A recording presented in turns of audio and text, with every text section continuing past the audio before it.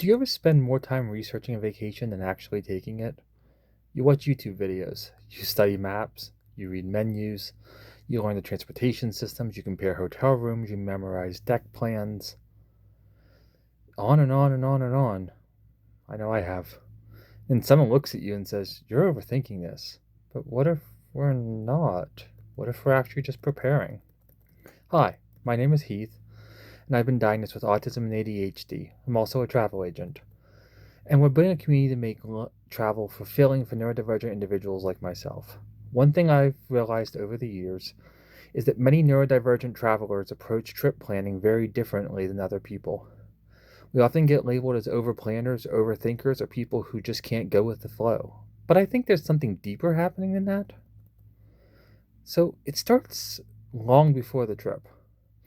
For many people, a vacation begins when they arrive at the airport. For me, and I suspect for many other neurodivergent travelers, the vacation starts weeks or even months before that. It starts with researching, looking at photos, watching videos, reading the reviews, studying the maps, learning the layout of the resort, checking transportation options, finding restaurant menus, looking at attraction wait times. All of that, some people see as excessive. I see it as creating familiarity, things that my brain knows what's happening ahead of time. So, why does familiarity matter? The world asks neurodivergent people to process a lot of information every day. New environments can be exciting, but they can also require tremendous amounts of mental effort. When I arrive somewhere unfamiliar, my brain is immediately trying to answer dozens of questions.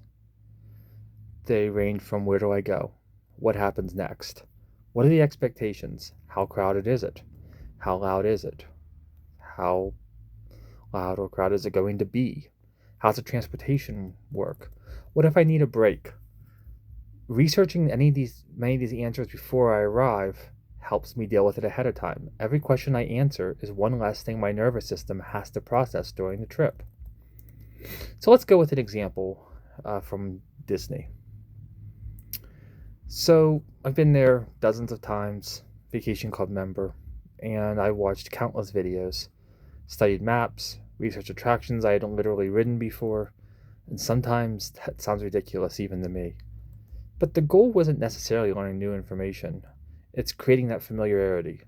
So when I walk into a place that feels familiar, my brain can spend less time and energy figuring things out, which gives me more energy to actually enjoy the experience. And that may seem like a control freak, but it isn't about control. One thing I hear sometimes is that this must be about control. And maybe there is a small piece of that, but I think it's more about reducing uncertainty. I mean, there certainly is a difference. Control says everything has to go perfectly, but preparation says I want to understand what to expect. Research doesn't eliminate surprises, it simply creates a foundation. And that foundation often helps neurodivergent travelers feel safer, calmer, and more confident. Research becomes part of the vacation. I've realized this as I've thought about it over the years. It becomes part of the fun. You watch the videos, you read the destinations, you learn the cruise ships, you explore the resort layouts, you imagine future experiences. For many of us, anticipation becomes part of the vacation. Like, it doesn't start when we leave home. My vacation is not 7 days, it's 7 months. It starts when we begin dreaming about it. And that is one of the most enjoyable parts, actually. It's honestly one of the reasons why I enjoy being a travel advisor, because I understand this process. I understand that some travelers aren't looking for less information, they're looking for the right information. Sometimes helping someone understand transportation, room locations, the dining options, the sensory conditions, or how a destination works can make the experience feel more manageable. That's why I look to work for people like me. Because when I can help travel feel more manageable for those people, it becomes more enjoyable. It's not just a way to earn money, it's a way to help others have trips they couldn't have otherwise. So if you've ever spent hours researching a vacation, watching videos, studying maps, reading menus, or just learning everything you can, just know you're simply preparing and you're taking care of yourself. And you're helping your nervous system turn an unfamiliar environment into a familiar one. Honestly, I think think that's pretty smart. So,